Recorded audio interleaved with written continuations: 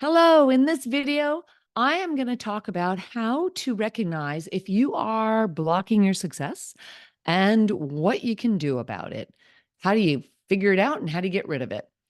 I think there's a misconception that massive action creates massive success. And that in order to have success, you have to be the early bird that gets the worm, or you have to hit the ground running. And I believe most of us have probably heard that hard work pays off. But I know a lot of people who work really hard and aren't anywhere near reaching the goals that they've set for themselves. I believe that there is a much easier and much more aligned way of achieving your goals. I would say a much more balanced way to achieve success. Yes, I think action absolutely is necessary and it certainly creates results, but there are plenty of actions that just simply lead to just to busy work and create nothing more really than a spinning mind. It's just busy, busy, busy. You seem productive, but you're really not getting anywhere. When I started my career in sales many, many years ago, I learned very quickly the power of the human mind and that the secret to maximizing success or realizing any level of success begins first in the mind.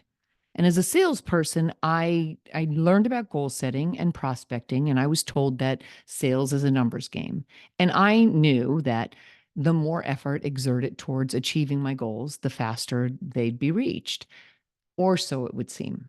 But that's not always the case. Despite having clear goals, despite having a great market and follow through, in many cases, goals can be somewhat elusive. And so you kind of think about that and go, okay, well, why is that? Why is it that sometimes things just don't work the way that we're taught that they're going to work? And I knew that early on in my sales career that goal setting was important. And I did set my goals and I was doing quite well. I was hitting my quotas and I was starting to continually grow my income. But then something interesting happened. And I noticed that I continued to hit the same amount month after month.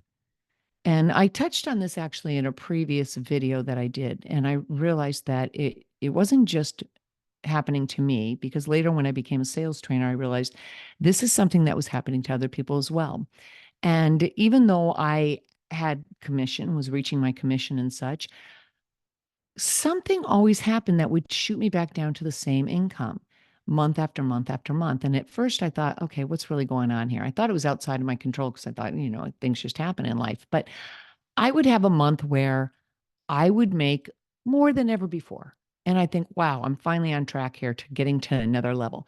But then I'd have an issue with some kind of expense that came up, like something would happen with my car.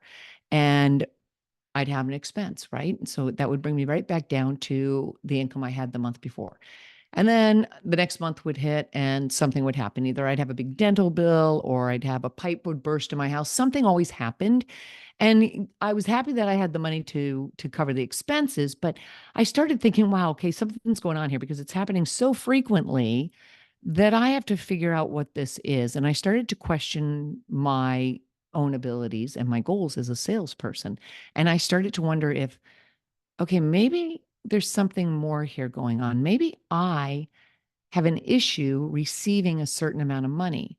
Maybe I have created a financial set point subconsciously in my own mind that I'm not letting myself pass. Maybe I'm blocking my own success. And on one hand, that was a very frightening thought because I thought, oh my gosh, I'm going to have to learn how to change this. But then I started thinking, wow, this is actually liberating because then I realized the power of my mind, my subconscious mind. And I thought, okay, if I have the ability to block my success, can the opposite be true?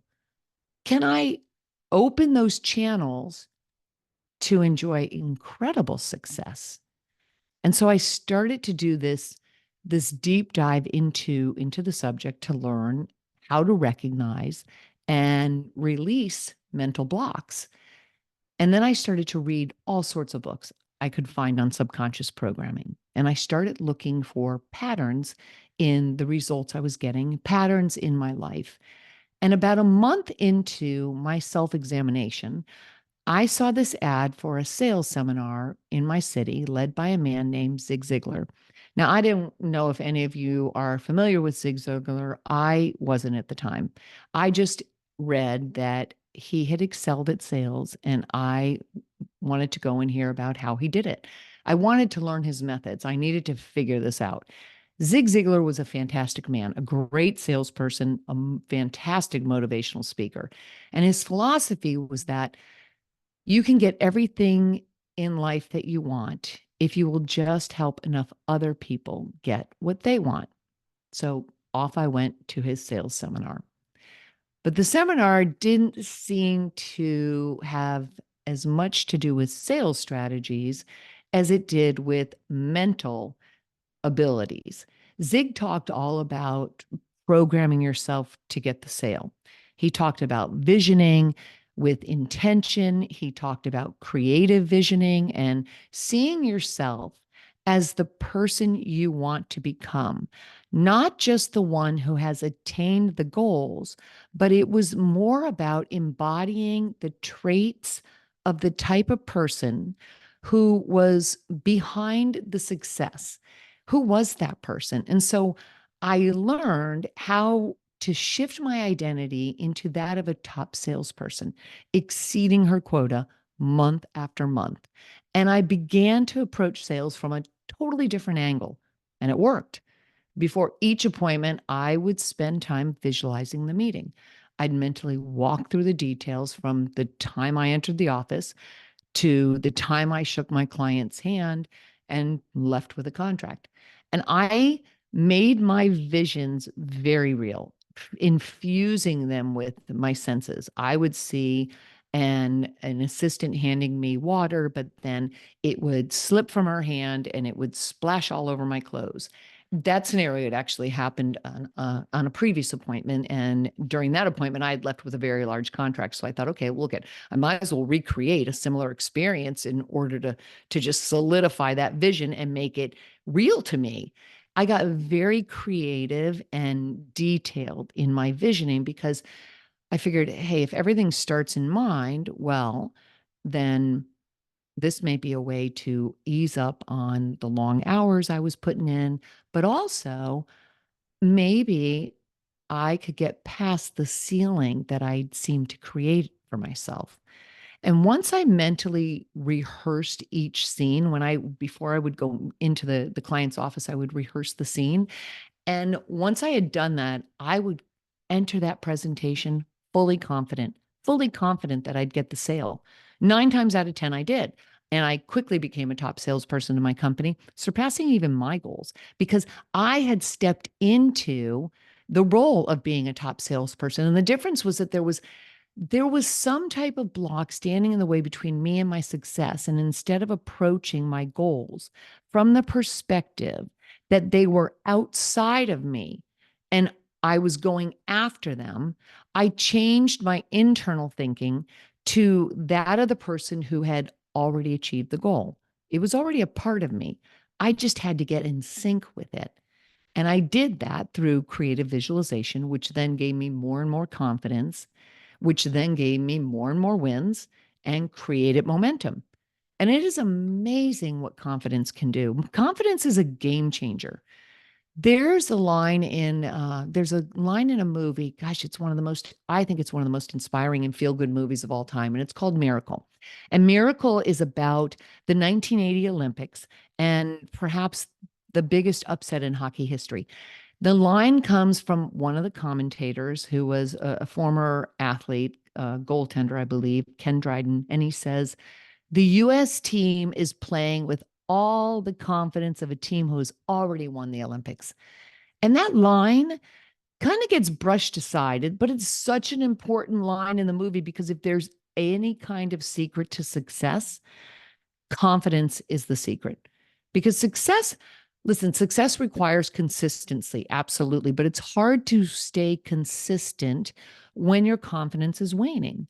Have you ever had a time in your life where it's like you know you're good at it and you know you can do it, but man, for some reason you just kind of are going through a slump. Have you ever seen an athlete or a team that's going through a slump and all around them people are kind of talking dirt? Like they'll say, oh, he's just in a slump. He hasn't connected with the ball at the last 7 at bats, or he hasn't made a free throw the last 10 times to the line.